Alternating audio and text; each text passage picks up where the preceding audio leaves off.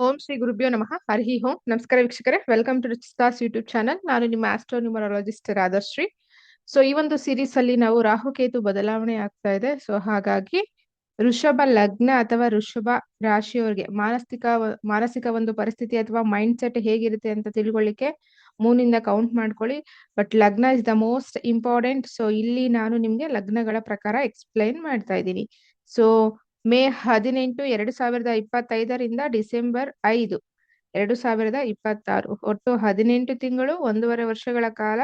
So Rahu ಕೇತುಗಳು ಈ ಒಂದು place ಅಲ್ಲಿ ಇರೋದ್ರಿಂದ ರಾಹು ಮಹಾದಶ, ಕೇತು ಮಹಾದಶ, ಹಾಗೆ ಸೂರ್ಯ ಮಹಾದಶ ಮೇನ್ಲಿ ಇದು ಯಾರಿಗ್ ನಡೀತಿರುತ್ತೆ, ನಿಮ್ಮ ಮಕ್ಕಳಿಗಿದ್ರು ಕೂಡ ಜಾತಕದಲ್ಲಿ ತಂದೆ ತಾಯಿಗೂ ಕೂಡ ಅದು ಇಂಪ್ಯಾಕ್ಟ್ ಆಗುತ್ತೆ. ಸೊ ಹಾಗಾಗಿ ಇವರುಗಳು ಮಾತ್ರ ನೋಡಿ. ಅದರಲ್ಲೂ ರಾಹು ಮಹಾದಶ ಎಂಡಿಂಗ್ ಯಾರಾದ್ರೂ ಲೈಕ್ ಗುರು ರಾಹು ಅಥವಾ ಸೊ ಈ ತರ ರಾಹು ಗುರು ಅಥವಾ ಎಂಡಿಂಗ್ ಅಲ್ಲಿ ಯಾರಾದ್ರೂ ಇದ್ರೆ ಸೊ ಈ ತರದವರು ಖಂಡಿತ ರೆಮಿಡೀಸ್ ನ ಮಾಡ್ಕೊಳ್ಳಿ, ವೈಯಕ್ತಿಕ ಜಾತಕ ಚೆಕ್ ಮಾಡಿಸ್ಕೊಳ್ಳಿ. ಸೊ ಬನ್ನಿ, ಅವತ್ತಿನ ಮೇಜರ್ ಪ್ಲಾನೆಟ್ಸ್ ಏನೇನಿದೆ ಅದನ್ನ ಮಾತ್ರ ಬರಿತಾ ಇದ್ದೀನಿ. ಗೋಚಾರದ ಪ್ಲಾನೆಟ್ಸ್ ನಾನು ತಗೋತಾ ಇಲ್ಲ. ಸೊ ಮೇನ್ಲಿ ಈ ವರ್ಷ ತುಂಬಾ ಬದಲಾವಣೆ. ಮಾರ್ಚ್ 29 ಶನಿ ಆಯ್ತು. ಸೊ ಮೇ 14 ಗುರು ಆಯ್ತು. ನೆಕ್ಸ್ಟ್ ಮೇ 18 ರಾಹು ಕೇತು 2025ರಲ್ಲಿ. ಸೊ ಹೇಗಿದೆ ಅಂತ ನಾವು ನೋಡ್ತಾ ಇದೀವಿ.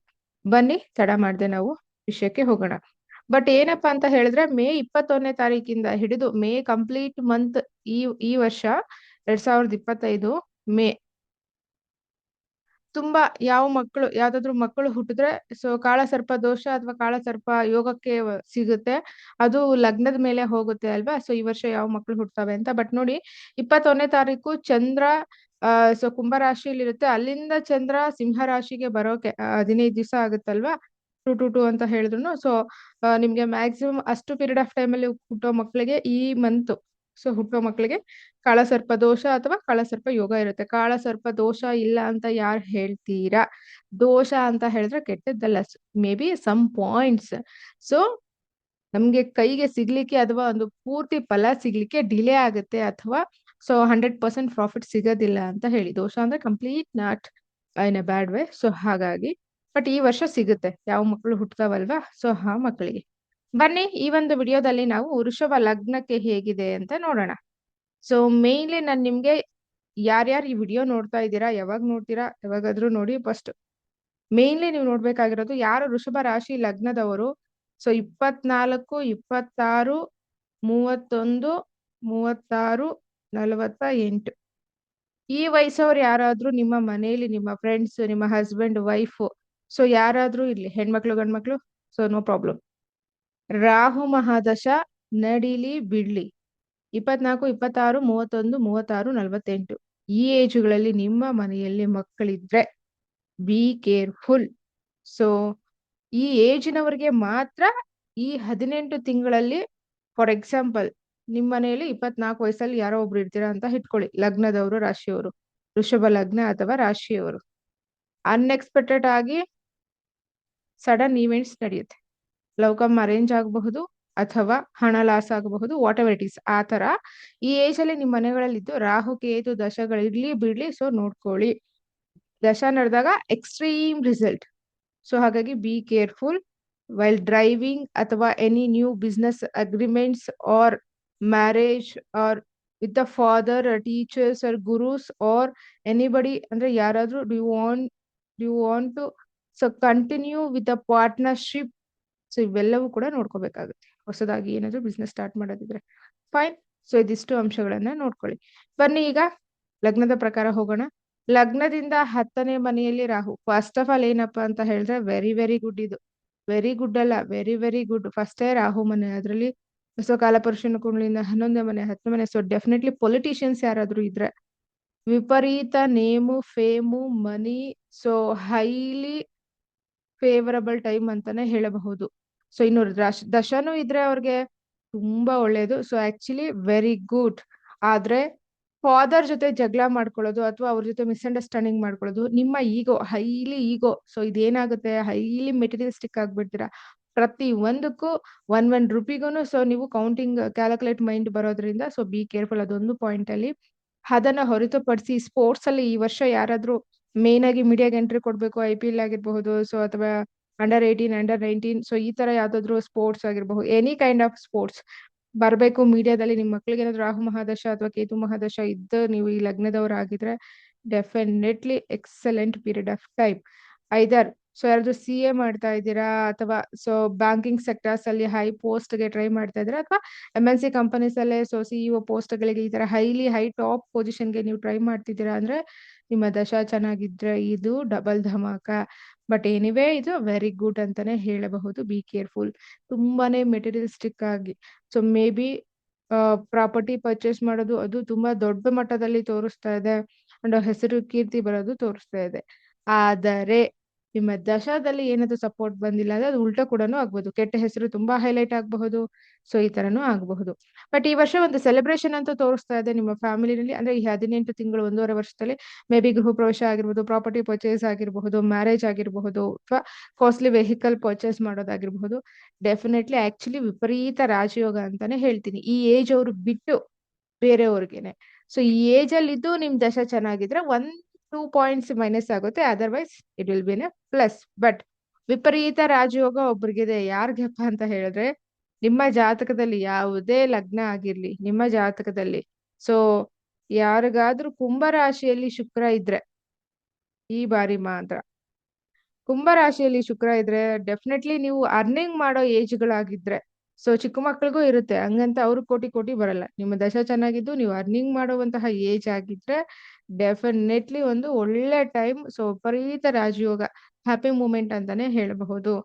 ಸೊ ಇದಿಷ್ಟು ವಿಚಾರ ರಾಹುಗೆ ಸಂಬಂಧಪಟ್ಟಿದ್ದು. ಹಾಗೆ ಸೆಕೆಂಡ್ ಹೌಸ್ಗೆ ಆಸ್ಪೆಕ್ಟ್ ಬಿದ್ದಿದೆ, ಮತ್ತೆ ನಿಮ್ಮ 6th ಹೌಸ್ಗೆ ಆಸ್ಪೆಕ್ಟ್ ಬಿದ್ದಿದೆ. So be careful. ಪಬ್ಲಿಕ್ ಜೊತೆ ಒಂದು ಇಷ್ಟು ದಿವಸ ಏನಾದ್ರು ಕೋರ್ಟು ಕೇಸು ಲಿಟಿಗೇಷನ್ಸ್ ಇದ್ರೆ ನೀವೇ ವಿನ್ ಆಗ್ತೀರಾ. ನ್ಯಾಯ ಇದ್ರೆ ಮಾತ್ರ ಈ ಬಾರಿ ನಿಮ್ಗೆ ವಿನ್ನಿಂಗ್ ತೋರಿಸ್ತಾ ಇದೆ. ಅದನ್ನು ಹೊರತುಪಡಿಸಿ ಸಾಲಗಳೇನಾದ್ರೂ ಜಾಸ್ತಿ ಇದ್ರೆ ಈಗ ನೀವು ಕ್ಲಿಯರ್ ಮಾಡ್ತೀರಾ. ಬ್ಯಾಂಕ್ ಸಾಲ ಆಗಿರಬಹುದು ಅಥವಾ ಕೈ ಸಾಲಗಳಾಗಿರಬಹುದು. ಜುವೆಲರೀಸ್ ಏನಾದ್ರು ಪ್ಲಜ್ ಮಾಡಿದ್ರೆ, because second house is the house of so jewellery ಕೂಡ ತಗೊಂತೀವಿ. So resources, food, jewellery, liquid cash ಎಲ್ಲಾನು ತಗೊಂತೀವಿ. ಹಾಗಾಗಿ ಸೊ ಡೆಫಿನೆಟ್ಲಿ ಜುವೆಲರಿ ಏನಾದ್ರು ಪ್ಲಜ್ ಮಾಡಿದ್ರೆ ಬರೋ ಸಾಧ್ಯತೆ ಹೈಲಿ ಇದೆ. ಸಾಲಗಳೆಲ್ಲ ಕ್ಲಿಯರ್ ಆಗುತ್ತೆ. ಇನ್ನು ಜಾಬ್ಗೆ ಟ್ರೈ ಮಾಡ್ತಾ ಇರೋರಿಗೆ ಒಂದು ಒಳ್ಳೆ ಟೈಮ್ ಅಂತಾನೆ ಹೇಳಬಹುದು. ವೈಯಕ್ತಿಕ ಜಾತಕಕ್ಕೂ ಇದಕ್ಕೂ ಮ್ಯಾಚ್ ಆದ್ರೆ ಸೊ ಹೈಲಿ ಪ್ಯಾಕೇಜ್ ಸಿಗುತ್ತೆ. ಸೊ ಇದಿಷ್ಟು ವಿಚಾರಗಳು ತುಂಬಾನೇ ಒಳ್ಳೆಯ ವಿಚಾರಗಳು ಈ ಏಜ್ ಅವ್ರಿಗೆ ಬಿಟ್ಟು. ನೆಕ್ಸ್ಟ್ ಕೇತು ವಿಚಾರಕ್ಕೆ ಬರೋಣ. 4th ಹೌಸ್ ಕೇತು, ಲಗ್ನದಿಂದ 4ನೇ ಮನೆ ಕೇತು. ಸೊ ಇಲ್ಲಿ ನಾವು ಮೇನ್ಲಿ ನೋಡ್ಬೇಕಾಗಿರೋದು ಮದರ್ ಹೆಲ್ತ್ ಬಗ್ಗೆ ಸ್ವಲ್ಪ ಫೋಕಸ್ ಮಾಡಿ. ಅಂದ್ರೆ ಸಡನ್ ಆಗಿ ಮದರ್ಗೆ ಏನಾದ್ರು ಇನ್ಫೆಕ್ಷನ್ಸ್ ಆಗೋದು, ಅಥವಾ ಸೊ ಅಸ್ತಮ ಏನಾದ್ರು ಇದ್ರೆ ಅದು ಜಾಸ್ತಿ ಆಗೋದು, ಈ ತರ ಡಿಪ್ರೆಷನ್ಗೆ ಹೋಗೋದು, ಅಥವಾ ತುಂಬಾನೇ ಸೊ ಮೈಗ್ರೇನ್ ಅಟ್ಯಾಕ್ ಆಗೋದು, ಈ ತರ ಕಾಂಬಿನೇಷನ್ಸ್ ಇದೆ.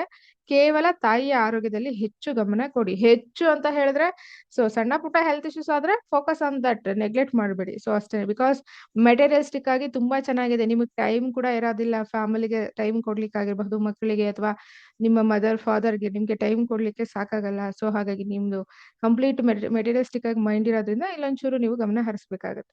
ಇದನ್ನ ಹೊರತುಪಡಿಸಿ ಮನೆ ಕನ್ಸ್ಟ್ರಕ್ಷನ್ ಅಥವಾ ಮನೆಯ ಒಂದು ಸೊ ಏನಂತ ಹೇಳ್ತೀವಿ, ಆಲ್ರೆಡಿ ಸಮ್ ಪೆಂಡಿಂಗ್ ಇದೆ ಅಂತ ಹೇಳಿದ್ರೆ ಈ ವರ್ಷ ನೀವು ಕಂಪ್ಲೀಟ್ ಮಾಡ್ತೀರಾ. ರಿನೋವೇಷನ್ ಆಫ್ ದ ಹೌಸ್ ಅಂತೂ ತೋರಿಸ್ತಾ ಇದೆ. ಸೊ ಕನ್ಸ್ಟ್ರಕ್ಷನ್ ಪಾರ್ಟ್ ಅಂತೂ ಸೊ ತುಂಬಾನೇ ಚೆನ್ನಾಗಿ ತೋರಿಸ್ತಾ ಇದೆ ಈ ವರ್ಷ. ಮೇ ಬಿ ನಿಮ್ದು ಪ್ಲಾನಿಂಗ್ ಇದ್ರೆ ಈ ವರ್ಷ ಆಗುತ್ತೆ. ನೆಕ್ಸ್ಟ್ ಪಾಯಿಂಟ್ ಬಂದು ಎಸ್ಪೆಷಲಿ ವೃಷಭ ಲಗ್ನದವರಿಗೆ ನಾನು ಹೈಲೈಟ್ ಮಾಡಿ ಹೇಳ್ತಾ ಇದ್ದೀನಿ. ಈ 18 ತಿಂಗಳು ನಿಮ್ಮ ಕರ್ಮ ನಿಮ್ಮ ತಂದೆಯ ಜೊತೆಗೆ ಇರುತ್ತೆ. ನಿಮ್ಮ ತಂದೆಯ ಜೊತೆಗೆ ಹೇಗಿರುತ್ತೆ ಅಂತ ಹೇಳಿದ್ರೆ, ಸೊ ಯಾಕೆ ಅಂತ ಹೇಳಿದ್ರೆ 9th ಹೌಸ್ ಮೇಲೆ ಆಸ್ಪೆಕ್ಟ್ ಬೀಳ್ತಾ ಇರೋದ್ರಿಂದ ಕೇತು, ಅಂಡ್ ಸ್ಯಾಟರ್ನ್ ಕೂಡ ಅಲ್ಲೇ ಆಸ್ಪೆಕ್ಟ್ ಬೀಳ್ತಾ ಇದೆ. ಸೊ 10ನೇ ಮನೆ ಟೋಟಲಿ, ಸಾರಿ 8th ಹೌಸ್, ನಿಮ್ಮ 8th ಹೌಸ್ ಮೇಲೆ ಬೀಳ್ತಾ ಇರೋದ್ರಿಂದ ಐ ಥಿಂಕ್ ಸಡನ್ ಟ್ರಾನ್ಸ್ಫಾರ್ಮೇಶನ್ ಇದೆ. ಈ 1.5 ವರ್ಷದಲ್ಲಿ ನೀವು ಲೈಫಲ್ಲಿ ತುಂಬಾನೇ ಕಲಿತೀರಾ, ಅಥವಾ ಸೊ ಜಾತಕ ಚೆನ್ನಾಗಿದ್ರೆ ತುಂಬಾ ಟಾಪ್ಗೆ ಹೋಗ್ತೀರಾ. ಬಿಕಾಸ್ 8th ಹೌಸ್ ದಶಗಳು ನಮ್ಗೆ ಅನ್ಲಿಮಿಟೆಡ್ ಗೇನ್ಸ್ ಅನ್ನ ಕೊಡುತ್ತೆ. ಬ್ಲ್ಯಾಕ್ ಮನಿ, ಪಿತ್ರಾರ್ಜಿತ ಆಸ್ತಿ, ಹಿಡನ್ ಮನಿ, ಹಾಗೆ LIC ಆಗಿರಬಹುದು, ಸಮ್ ಶೇರ್ಸ್ ಆಗಿರಬಹುದು, ಆರ್ ಬೆಟ್ ಕಾಯಿನ್ಸ್ ಆಗಿರಬಹುದು, ಈ ಹಿಂದೆ ಯಾವಾಗ್ಲೋ ಪರ್ಚೇಸ್ ಮಾಡಿರುವಂತಹ shares, long term shares, mutual funds, or jewelry or property. So it will go on high. ಲೈಫಲ್ಲಿ ಸಡನ್ ಟ್ರಾನ್ಸ್ಫಾರ್ಮೇಶನ್ ಆಗುತ್ತೆ ಈ 1.5 ವರ್ಷದಲ್ಲಿ. ಸೊ 360 ಡಿಗ್ರಿನಲ್ಲಿ 80 ಡಿಗ್ರಿ, 180 ಡಿಗ್ರಿ. ಸೊ ಇದೇನಾಗುತ್ತೆ, ಸಡನ್ ಟ್ರಾನ್ಸ್ಫಾರ್ಮೇಶನ್ ಆಗುತ್ತೆ. But 8th house always is not good. So ಹಾಗಾಗಿನೇ ಈ ವರ್ಷ ಈ 18 ತಿಂಗಳಲ್ಲಿ ತಂದೆ ತಾಯಿ ಇಬ್ಬರ ಆರೋಗ್ಯದಲ್ಲಿ ಎಚ್ಚರಿಕೆ ಇರಲಿ. Number 1 point. ನಂಬರ್ 2 ಪಾಯಿಂಟ್, ಯಾರ್ಯಾರು ಸ್ಕೂಲ್ಸ್ ಕಾಲೇಜಸ್ ನಡೆಸ್ತಿದ್ದೀರಾ, ನಿಮಗಳಿಗೆ ಮೇ ಬಿ IT ರೈಡ್ ಆಗಬಹುದು, ಅಥವಾ somewhere something little bit negative ತೋರಿಸ್ತಾ ಇದೆ. ನಿಮ್ದು ಸ್ಕೂಲು ಕಾಲೇಜಸ್ ಏನಾದ್ರು ಇದ್ರೆ ಬಿಲ್ಡಿಂಗ್ಸ್ ಸೊ ಕರೆಕ್ಟ್ ಆಗಿದೆಯಾ ಚೆಕ್ ಮಾಡ್ಕೊಳ್ಳಿ. ಆ ಗೇಟ್ಗಳು, ಬಿಲ್ಡಿಂಗ್ಸ್ ಅಥವಾ ವೆಹಿಕಲ್ಸ್ ಕರೆಕ್ಟ್ ಆಗಿದೆಯಾ ಅಂತ ಹೇಳಿ. ಯಾಕೆ ಅಂತ ಹೇಳಿದ್ರೆ ಅಂಡ್ ಸಮ್ ಟೈಮ್ಸ್ ಅಲ್ಲಿ ಕನೆಕ್ಷನ್, ಅಂಡರ್ ಗ್ರೌಂಡ್ ಕನೆಕ್ಷನ್ ಎಲ್ಲ ಕರೆಕ್ಟ್ ಆಗಿದೆಯಾ ಅಂತ ನೋಡಿ. ಯಾಕೆಂದ್ರೆ 9th house is the house of higher learning, religion, long term goals. So ಅದಕ್ಕೆ ಹೇಳ್ತಾ ಇದ್ದೀನಿ, ನಾನು ಸ್ಕೂಲು ಕಾಲೇಜಸ್ ಹೈಲೈಟ್ ಏನಕ್ಕೆ ಮಾಡ್ತಿದ್ದೀನಿ ಅಂದ್ರೆ, ಮೇ ಬಿ ನಿಮಗೆ ಗೊತ್ತಿರೋದಿಲ್ಲ, ಯಾವುದೋ ಬಿಲ್ಡಿಂಗ್ ನ ಪರ್ಚೇಸ್ ಮಾಡಿರ್ತೀರಾ ಲೀಸ್ಗೆ ಅಥವಾ ರೆಂಟ್ಗೆ, ಅಲ್ಲಿ ಸ್ಕೂಲ್ಸ್ ಎಷ್ಟೋ ಜನ ನಡೆಸ್ತಿರ್ತೀರಾ.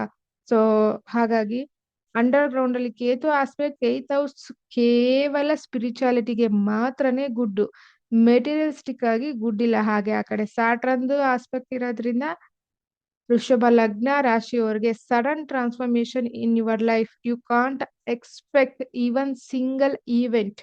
ನೀವು ಸಬ್ಜೆಕ್ಟ್ ಅಲ್ಲೇ ಇರಿ, ನೀವು ಜ್ಯೋತಿಷ್ಯದಲ್ಲಿರಿ, ತಾಂತ್ರಿಕ ವಿದ್ಯೆಗಳಲ್ಲಿರಿ, ಯಾಂತ್ರಿಕ, ಮಾಂತ್ರಿಕ, ಸೊ ವಾಸ್ತು, ಏನೇ ಸಬ್ಜೆಕ್ಟ್ ಅಲ್ಲಿ ಇರಿ, numerology, astrology, reiki, what ever it is.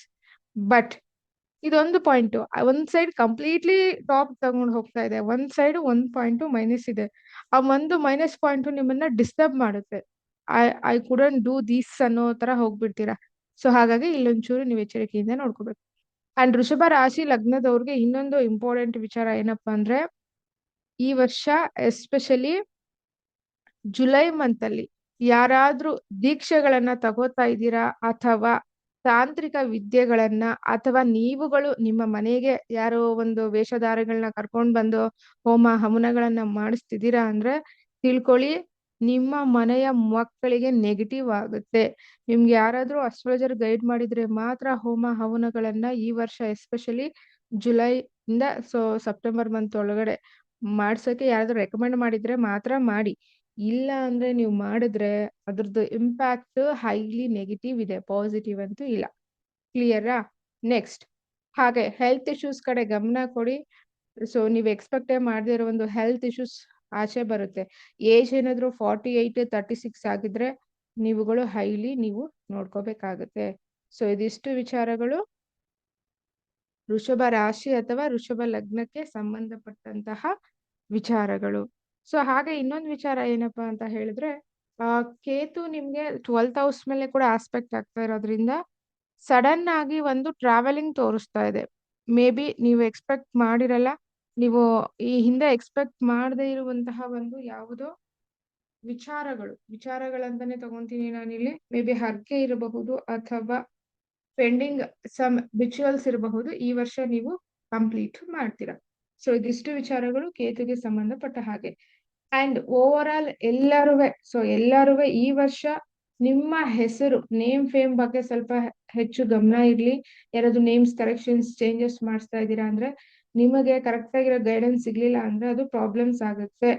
Next point ಬಂದು, ಸೊ ಮಕ್ಕಳ ವಿಚಾರದಲ್ಲಿ ಹೈಲಿ ಫೋಕಸ್ ಮಾಡಿ.